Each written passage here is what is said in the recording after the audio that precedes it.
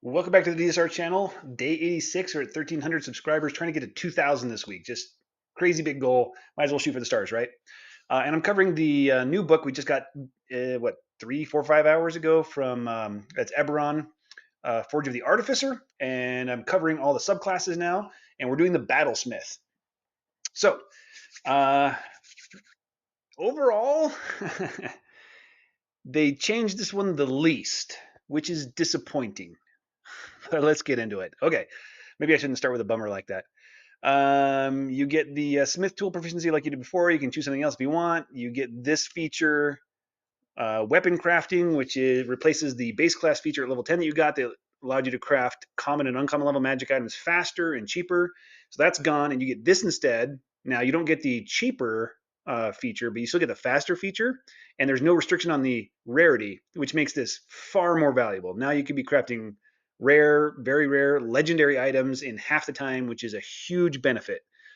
And actually is something worthwhile. Previously, it was kind of very limited use because you were level 10 and higher, and just crafting common and uncommon magic items just wasn't that useful once you're at that level. So this is far better. And yep, DMs you should play with downtime and magic item crafting so that the artificer can feel cool by crafting things faster than everyone else can.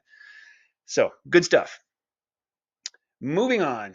Battlesmith spells, completely identical, nothing changed. You might think that Branding Smite is a change to Shining Smite, but no, that was just a rename of the spell. It's the same spell.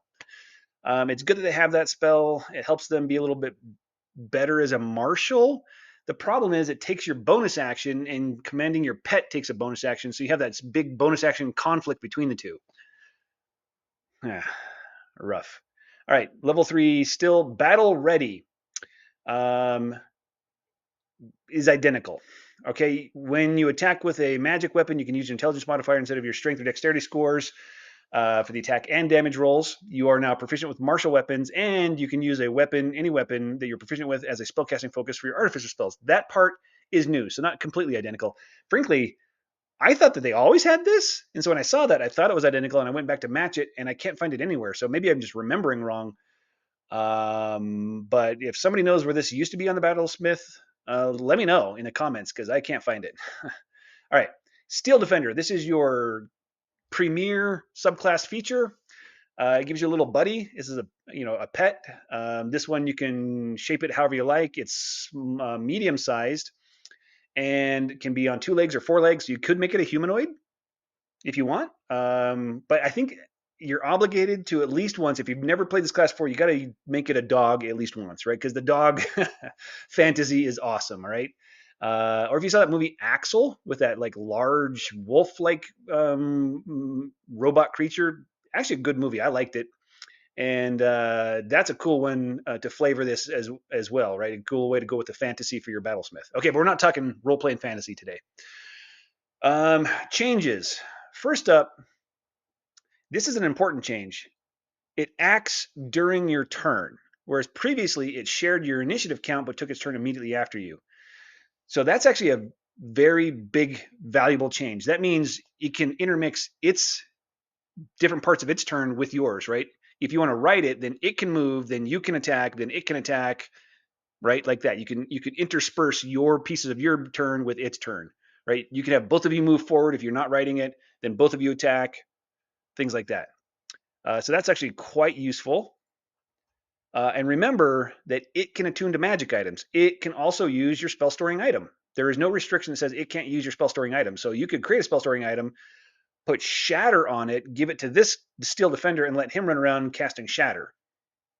Or her, right? I mean, whatever gender you make your steel defender, okay?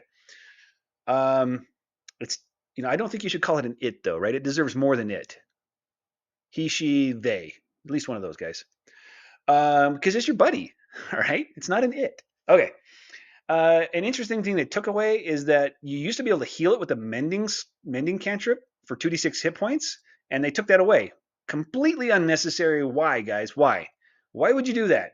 It's not very strong, and then at least guarantee that you're going to start every fight with the steel defender at full health, right? Come on, that was unnecessary. But look at this. Yes, it lasts indefinitely, unlike the Eldritch Cannon. And if it dies, you can bring it back to life with 1 minute and a spell slot. Just like before, but they should have, made the Eldritch Cannon like that. Okay. Uh, they made a few changes to the stat block, which are good. So previously it just had a base armor class of 15. Now it's 12 plus your intelligence modifier, which is good because you're going to start at least a 3 for intelligence. If you definitely should start with at least a +3 modifier for your intelligence and make that the number one stat that you raise first. Okay. So when your intelligence modifier reaches a +5, its AC is now going to be 17, which is good. The hit points basically the same. The calculation works differently, but it's basically the same as before. It's slightly less at max levels. Same at starting levels. The stats on it, ability scores are the same. You might be having a panic attack when you see that this was removed, which is what I did. I was like, what? You took away its proficiency in saving throws? No, they gave you this instead, which is it's now proficient in all saving throws and all skill checks. Or really, it's just any ability check. It can make a constitution check and add your proficiency bonus. So it's now proficient in constitution ability checks, which is the same thing that the Ranger Beastmaster's pet has too. So I'm glad that they gave it that, right? And it used to be like this lesser version, kind of weird calculations. Now it's just straight up, they're proficient in every saving throw and every ability check, which is good. It definitely needed that. And it used to have this like, athletics and perception. Now it's athletics and perception checks are included, as well as everything else. It can be good at insight, and it can be the face of the party, I guess, if you give it a way to talk. Damage immunities, poison, immune to the poison, the charmed, exhaustion, and poison conditions, which is the same as before. Dark vision, 60 feet, same as before. It lost this vigilant feature, which was kind of interesting. I guess they changed how surprise works, so I guess that makes sense. Because surprised was a state you could be in, and so it made sense that you couldn't be in that state. And now it's not really a state. I don't know. They could have replaced it with something to make this a little better. Like maybe the Steel Defender gives you advantage on your initiative rolls all the time. Like whenever it's present and not incapacitated, you and it, I mean, it uses your initiative, but you have advantage on initiative rolls. That would have been cool. Okay, the Force Empowered Rend, instead of using a proficiency bonus, they change it to use your intelligence modifier, which is a net increase because it's going to top out at 1d8 plus 7, whereas before it would have been 1d8 plus 6. So slightly better, but still way too weak. Way too weak and doesn't scale. Once again, guys. Okay, the repair works the same as it did before, and the deflect is reworded, but works the same as before. Which the deflect one definitely should have been upgraded. It works the same as it does as the old 2014 version of the protection fighting style, which means it only triggered against one attack, and you give disadvantage against that one attack, which is a pretty poor reaction. The 2024 protection fighting style triggers on a reaction, gives disadvantage against that attack, and every attack that made against that target from any source until the start of your next turn, right? So the protection fighting style got massively upgraded. This did not get upgraded at all and is still a very weak reaction. And it's a toss-up. Like, do you want to just not use this reaction and instead save it for an opportunity attack? I might just do that, right? Like the Steel Defender is so weak, like it's going to be pretty good at level 3, 4, and 5 maybe, but after that you might want to just not command it to do anything except move. So all it's going to do is automatically dodge, which gives disadvantage against attacks against it, so it'll live longer, and then you should have it run into melee with all the rest of the frontliners, and if anybody tries to run away from it, then have it just opportunity attack for a little bit more damage. Yeah, or put the spell storing item on it, or some other magic item that requires attunement. All right, moving on to level 5. And we get extra attack. And that's it. And the same thing I said about the Artificer, okay? You are turning this into a martial class where it's supposed to be like a half caster full martial. And if you stack it up against those other classes, which is the Ranger and Paladin, they are full martials, half casters, and this falls far short. Far short. If you try to do DPR calculations, your DPR is like half of theirs. Just not good enough. Frankly, they should have gotten at 5th level, and frankly at 3rd level, I would have given the Battlesmith a fighting style and 2 weapon masteries. Yeah, and then at 5th level, I would have given them extra attack and another feature, okay? This is not the same as the Gish classes, right? Like the Valor Bard and the Blade Singer Wizard, right? Those guys are full casters, so it's okay to give them only extra attack at level 6. That's okay because they're a full caster. Okay, you're just a half caster, and the base class Artificer is half caster, half nothing. Whereas the Ranger and Paladin base class is half caster, full martial. Right, you're just not stacking up. And this subclass is trying to make you a martial, and it's just not.